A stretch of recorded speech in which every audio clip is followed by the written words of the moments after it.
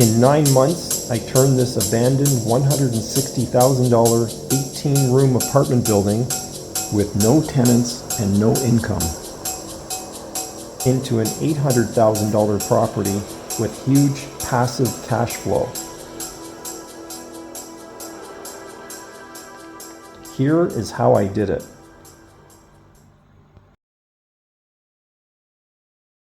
I'm making a sandwich board that I'm going to put out. I had some black plastic left from when I did the awning, kind of the roof thing that I put together here. So I have 2 pieces left, and I made them the same size. They were pretty close to start with. And then I had this trim, which is also used from the roof. Nice to have leftovers, which I haven't thrown away yet. So I cut some pieces the same width. And what I did is I made a sandwich with the plastic in the middle, trying to give it some strength. So I sandwiched it together. I put these bolts through. You put the hinge on the middle. The idea is so that you can fold it up. But the problem is the bolts stick out too much. So I think what I'm going to have to do is reverse the bolts, and then it won't have anything sticking out, stopping it from closing.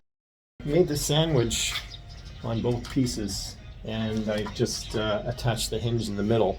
So wish me luck. I'm going to fold it up, and hopefully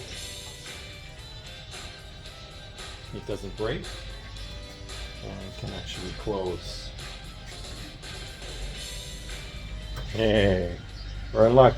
Now I'm not sure about the bottom. Maybe I put 2 more pieces of this trim on the inside, and then I can put something to keep it apart, or something to hold it in place, because I don't want the sign to blow away. This kind of thing that sticks up like this could easily blow away. But that was the first step, so that I can just fold it up and put it inside at the end of the day. As I was discussing earlier, I put just 1 piece on the inside to give it a little bit of stability, so that I can maybe attach a wire or a chain or a piece of string, or put something heavy to go on top of it. And temporarily I'm just going to make like a paper sign just on top.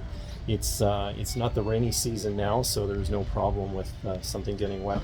Even if it gets me 1 rental customer, is worth the 2 hours work.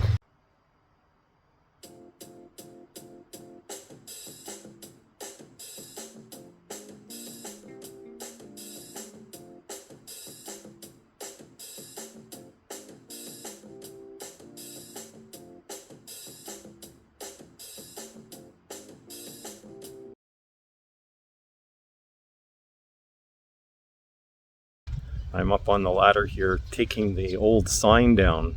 It used to be called Pearl Corner, this building, or Moom Kai Mook, something to that effect in Thai, because I need to paint the wall and then put up my new sign. Everything is just screwed in here, so it's not too bad of a job.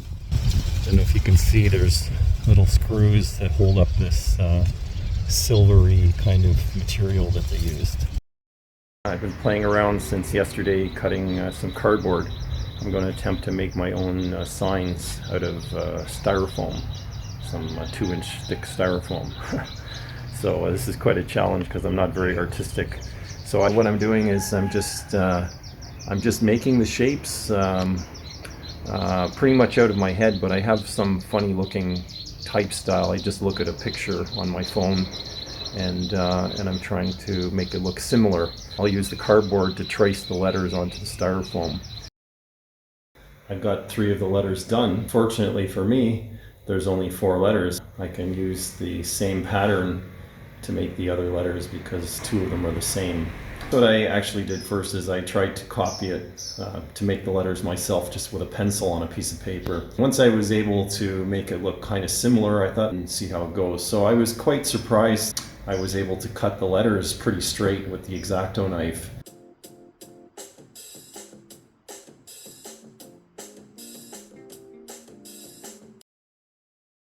I received this hot knife cutter I ordered on Lazada, and so I'm just preparing now to cut out my letters. I already pre-cut them out of cardboard, and then I just trace them into the foam bar or styrofoam.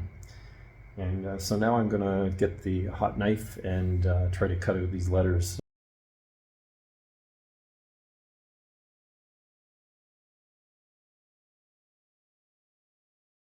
I finally finished painting the the letters that are to be white with the black outline, and also the word office is all in black, as I'm going to mount it on the wall, which is kind of a sand color, light sand. So I had to paint them twice. In fact, I rolled them twice and then I painted with the brush because I wanted to fill in all the holes. And initially the holes were really showing, so it didn't look very smooth. And I'm wondering whether I should have sanded the top as well as the sides, because when you sand it, it seems to create a smoother finish. So I'm not sure, but I think from a distance, when you look at the sign, it's going to be, it's going to look good anyway. It's just when you're really up close to things, especially something like a sign, that you would see the detail that maybe is not quite as pretty as it's supposed to be. I printed them from the computer. I cut them out with a pair of scissors, and then I put the outline. I put it on top of a piece of styrofoam, and I marked it with a pencil very gently so that not to move the paper. And after that, I used a combination, because this was a bit thinner. I did use just a knife, like a X-Acto knife, for part of it. But I found that once I got used to using the hot knife, it was actually superior and gave a much smoother finish. So that's my recommendation. The thicker your styrofoam is, the more important it would be to use the hot knife. Well, here I am putting up the signs for the first time today. I bought this water-based glue to stick the styrofoam, because if I use an oil base, it'll just dissolve the styrofoam. So this is some kind of, I don't know what it is, crocodile adhesive, quick dry, and supposed to be super strong. So I just applied it to the back, keeping the glue on the inside of the letter, so when I push it onto the wall, it doesn't squeeze out and look ugly, because it is white. I guess if it does and it makes a mess, I'll have to touch it up with the black paint. Try to plan a little bit, but it's a little bit tricky, because when you see things visually, and I have this telephone post in the way, I'm not sure exactly how it's going to look. So even though I can sketch it out and stuff, I won't really know until I put it up. So, but what I'm going to do first is on my patio here, I'm going to lay out the letters, and also underneath I'm going to put the word apartments so that I can see how that's going to space. So I'm just getting started here, and I stuck a couple of letters up. It's pretty tricky. It was really hard to know with this post in the way. From where I'm standing, it looks like it's in a great spot. Didn't worry much about the spacing. I just try to make the words look right. Looks like the O beside the T should have been a little bit closer. Well, I got the last letter on.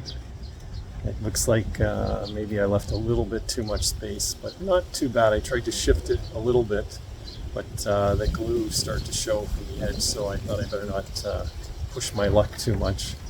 And we'll see if it's still up tomorrow with all this wind, and also when it rains, whether the glue is going to hold. Moving along here, and I decided to start in the middle of the word apartments because I'm a little nervous about the spacing. But all I did was I measured from one side, split the difference from the distance of the letters on the top. And I'm just using a level. I put the level on the wall, put the letter on top of the level, and press. So it's been going okay. The only tricky part is the distance between the letters. It requires a different kind of spacing. Like I say, this is a job for a professional artist or a letter sign professional. I don't know exactly where it's going to finish at the end here, but one never knows until the last letter is stuck on. Looks like we're done, and I'll take a picture of the other side as well. And here we are. I'm smiling because I'm quite tired. It's the end of the day. But just behind me you can see where we've added the tie to the name.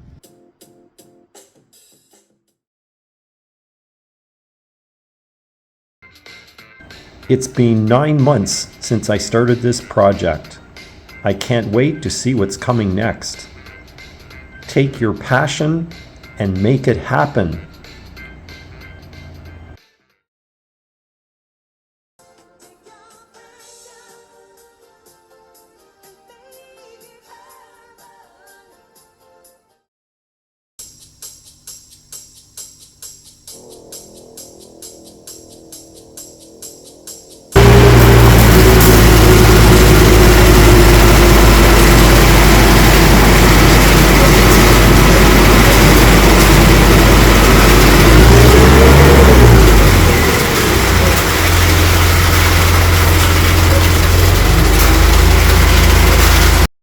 Just hold me tight and don't let